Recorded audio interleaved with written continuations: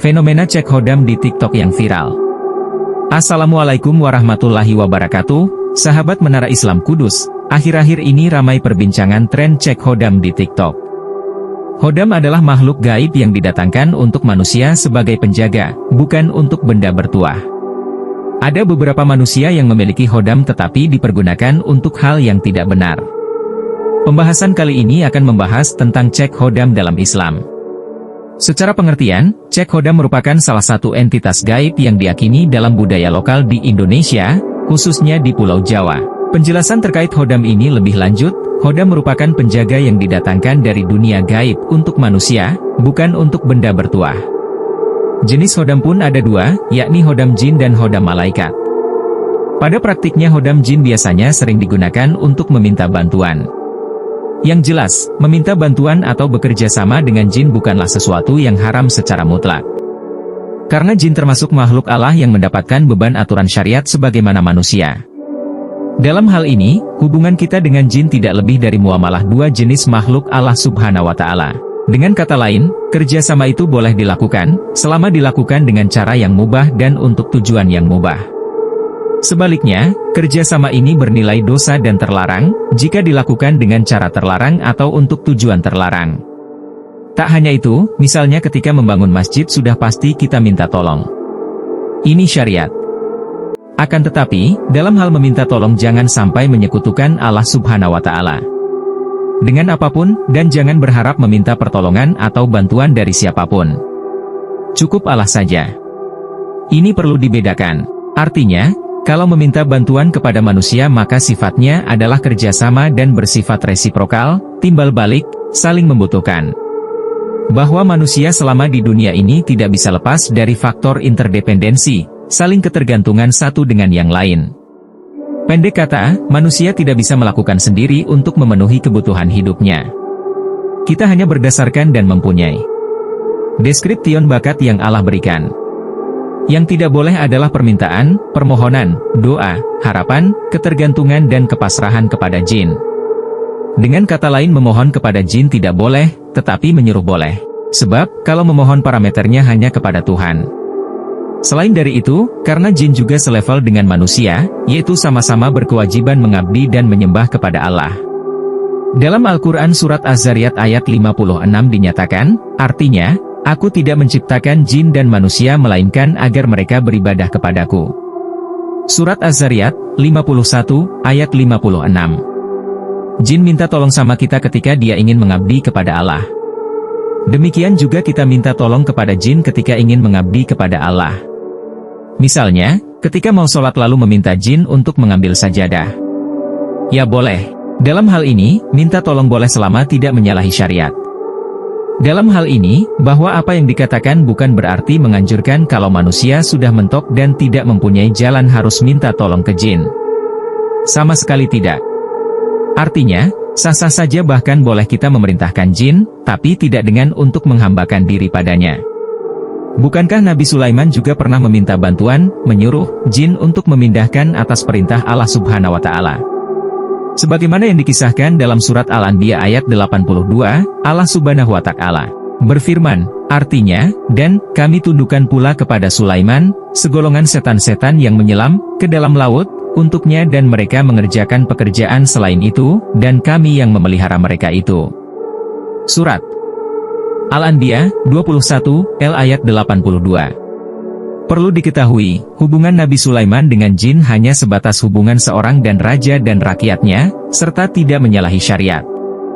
Apalagi hal ini merupakan khususiyah, kurniaan khas, kepada Nabi Sulaiman berdasarkan doanya yang difirmankan Allah Subhanahu wa Ta'ala. Artinya, dia berkata, Ya Tuhanku, ampunilah aku dan anugerahkanlah kepadaku kerajaan yang tidak dimiliki oleh siapapun setelahku. Sungguh, Engkaulah yang Maha Pemberi. Surat SAD, 38, ayat 35. Antara jin dan hodam. Kata jin diartikan sebagai makhluk halus yang dianggap berakal. Dari segi bahasa Al-Quran, kata jin terambil dari akar kata yang terdiri dari 3 huruf, jim, nun dan nun. Menurut pakar, semua kata yang terdiri dari rangkaian ketiga huruf ini mengandung makna ketersembunyian atau ketertutupan. Allah Subhanahu wa Ta'ala berfirman, artinya, ketika malam telah menjadi gelap, dia, Ibrahim, melihat sebuah bintang, lalu, dia berkata, inilah Tuhanku. Maka ketika bintang itu terbenam dia berkata, aku tidak suka kepada yang terbenam. Surah Al-An'am 6, ayat 76. Dengan demikian, maka berarti jin adalah makhluk gaib yang diciptakan dari api tanpa asap, berakal, tersembunyi dapat berbentuk dengan berbagai bentuk dan mempunyai kemampuan untuk melaksanakan pekerjaan-pekerjaan berat. Karena tercipta dari api yang sangat panas, maka diciptakan dalam berbagai macam jenis. Ada jin yang taat dan ada pula yang durhaka, membangkang terhadap perintahnya, dan mengajak kepada kedurhakaan. Sementara jin muslim adalah makhluk gaib yang taat, mendengar ayat-ayat Allah dengan tekun dan tunduk, dan memahami kandungan-kandungan yang terdapat di dalamnya, serta mengecam para kaum yang membangkang. Tak hanya itu, jin muslim yang taat dengan tegas dan membantah apa yang disampaikan oleh jin non-muslim. Allah Subhanahu wa Ta'ala berfirman, artinya, dan sesungguhnya maha tinggi keagungan Tuhan kami, dia tidak beristri dan tidak beranak. Dan sesungguhnya orang yang bodoh di antara kami dahulu selalu mengucapkan perkataan yang melampaui batas terhadap Allah. Quran Surat Al-Jin 72, ayat 3-4. Sementara Hodam adalah ia termasuk kategori jin ifrit. Golongan bangsa jin yang mempunyai kekuatan dan kecerdikan. Jin inilah yang berpotensi sebagai pembantu ataupun hodam bagi manusia.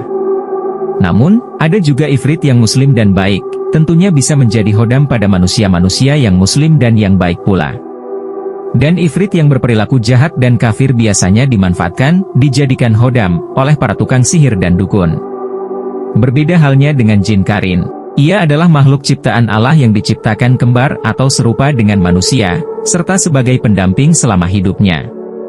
Namun demikian, tidak semuanya jin karin mengajak kepada kebaikan, tetapi ada juga yang menyesatkan, dan itu semua tergantung manusianya yang terpengaruh terhadap bisikan-bisikan jin tersebut.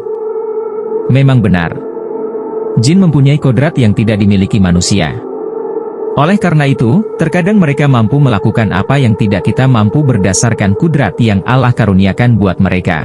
Sama seperti kita mampu mencari sesuatu berdasarkan kemampuan yang kita miliki dari teknologi dan lainnya. Begitu juga mereka, namun demikian perkara ini banyak disalah-tafsirkan manusia sehingga menyangka makhluk yang bernama jin ini mengetahui serba-serbi hal gaib. Padahal tidak. Pendapat lainnya. Dalam surat Al-Jin ayat 6 dinyatakan, artinya, dan sesungguhnya ada beberapa orang laki-laki dari kalangan manusia yang meminta perlindungan kepada beberapa laki-laki dari jin, tetapi mereka, jin, menjadikan mereka, manusia, bertambah sesat. Surat Al-Jin, 72, ayat 6. Kata Ustadz Adi Hidayat, jika orang berinteraksi dan meminta bantuan dengan jin dalam kehidupannya, maka jin tidak akan memberikan solusi, bahkan masalah yang akan datang. Karena itu, ketika Allah menyampaikan ayat ini ketika menyebut kata al-ins, manusia, maka selalu dipasangkan dengan al-jin, jin, dan secara bahasa maknanya bertentangan. Kalimat al-jin dan al-ins disebutkan dalam Al-Quran setidaknya 18 kali dan selalu berpasangan. Maka ketika disebutkan kata al-jin maka kata ins juga disebutkan. Kata al-jin dijamakan menjadi jinnah, dan al-ins menjadi al-nas disebutkan 241 dalam Al-Quran. Lalu kenapa Allah selalu menggandengkan kalimat ini dalam Al-Quran? Salah satunya ingin menjelaskan bahwa antara alam jin dan manusia berbeda. Demikian juga dengan sifatnya. Oleh karena alam jin berbeda dengan manusia maka tidak mungkin dapat memberikan solusi, justru masalah bertambah. Kata Ustadz Adi Hidayat, jika kemudian hari jin menampakkan diri kepada manusia, maka kemungkinan jinnya sedang bermasalah sebab keluar dari fitrahnya, karena fitrahnya jin selalu tersembunyi. Dan yang lebih masalah jika ada manusia yang selalu mencari penampakan jin. Selain jin juga tidak kelihatan mata, ternyata ia memiliki sifat kasar, tidak lembut. Kenapa demikian? Karena ketika jin masuk ke dalam tubuh manusia, kerasukan, maka perilakunya tidak akan pernah lembut, arogan. Ia akan selalu membuat kegaduhan dan kekacauan. Terlepas dari itu semua, menghamba kepada hodam, jin dan malaikat, maka sama sekali tidak bisa dibenarkan, dan ini menyalahi syariat. Sebab mereka juga adalah makhluk Tuhan yang memiliki kewajiban mengabdi dan menyembah kepada Allah Subhanahu wa Ta'ala. Bahwa seorang hamba di hadapan Tuhannya sama sekali tidak mempunyai kekuatan dan kekuasaan. Ia sebagai makhluk lemah, harus bersikap patuh terhadap apa yang diperintahkannya. Tidak boleh membangkang. Betapapun, berhubungan dengan jin adalah berhubungan dengan makhluk gaib yang kemungkinan besar tertipu sangat mungkin terjadi. Jangan dengan jin, terkadang berhubungan dengan sesama manusia saja orang banyak tertipu. Karena itu, sebaiknya menjauhi dari berhubungan dan bergaul dengan jin, meskipun menurut pengakuan jin tersebut dia adalah muslim. Demikian penjelasan terkait fenomena cek hodam dalam Islam. Tren cek hodam ini menjadi viral di media sosial TikTok. Semoga keterangan ini bermanfaat. Wallahu a'lam bishawab.